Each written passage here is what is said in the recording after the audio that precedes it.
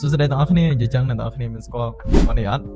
គាត់មានឈ្មោះថាឆាតម៉ូគាត់គឺជា content creator មួយរូបនៅក្នុងប្រទេសហូឡង់ហើយគាត់ក៏ធ្លាប់បានជួប speed ក៏ដូចជា content creator ផ្សេងជាច្រើនដូចគ្នា